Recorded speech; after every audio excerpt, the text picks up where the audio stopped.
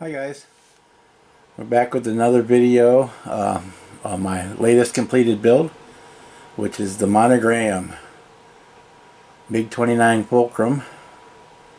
This is the original boxing of this kit from 1988. It's not super accurate, but it was kind of a project at the time that the Soviets weren't exactly letting people take pictures of the aircraft up close and personal. So they had to kind of guesstimate a little bit. They did a pretty good job. It's not a super highly detailed kit, but again, it's a Monogram kit, and it's not a Great Walls kit or a Tamiya kit or anything like that. And again, it's from 1988, so you're looking at basically 40 years old. Coming up on 40 years old. And what I did, we'll show you here in a minute. This is a MiG-29A, but what I did was a paint scheme from a later version, and it's not exactly, again, prototypical, but it was what I wanted, and so it's what I did. With that being said, here we go, and here we have our MiG-29 that we did. I did it obviously on a stand modeled in flight. So we've got our cockpit. Our cockpit has the pilot in it. You have a pilot for you, Bill, in case you're watching. There you go. Obviously the brass rod, and the stand is kind of cool. These come from Hobby Lobby. They are a dual playing card holder, and they are $2.49. So you open it up, and that's where I've got the battery in there and everything.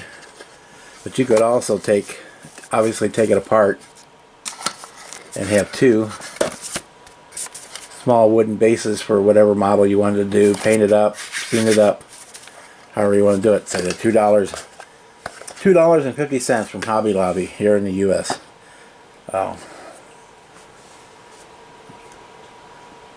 Anyway, so we paint that. We did it in a nice gloss black. Kept the gold hardware. So we have our pilot in there, and I don't know if it will show. I will try to get it to show. We used a clear iridescent film for the heads-up display, so I don't know if I can catch it in the camera or not.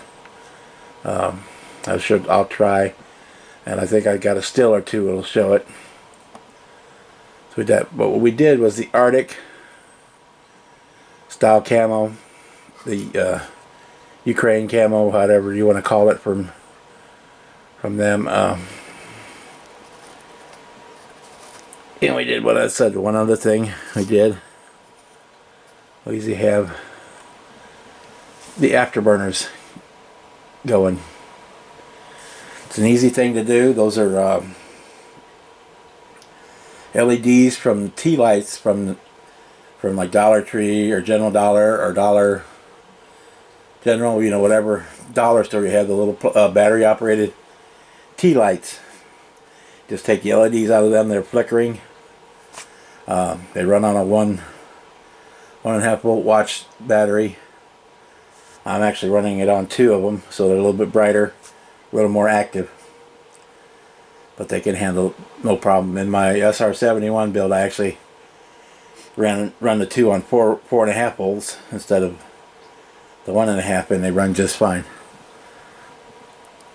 But that we did the Arctic camo scheme, the 3-color. We got our missiles on.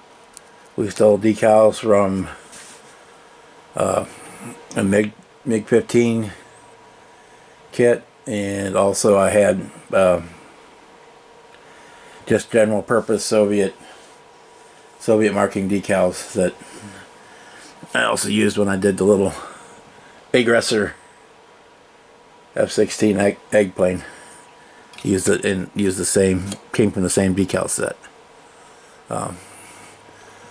Say for being a 1988 Monogram, basic Monogram kit, it's not bad. I replaced the plastic pitot tube with a metal syringe, just to make it more durable, and because I broke the plastic one off. Surprise, surprise.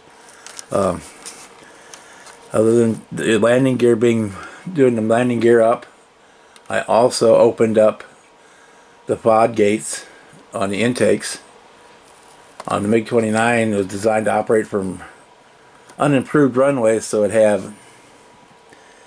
they have doors that would close down to protect the intake from rocks and dirt and mud or whatever when landing or taking off on a muddy runway, so that when those are closed, actually the engines draw air in through the vents on the top.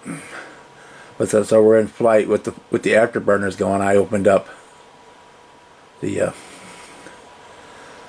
pod gates, so they're wide open. So that's my MiG-29. It's kind of a cool, just a fun basic kit, and I said it's not a exactly prototypical paint scheme for this version of the MiG-29, but that doesn't matter to me, as I did what I wanted to do. And say again, the base is a neat little deal that you can make for not much money at all. And you could easily put decals or anything on top of that gloss, the gloss finish. And you basically just do it like you would any other woodworking project. You sand it and grain fill, and then prime it and paint it. So guys, that's my MiG-29.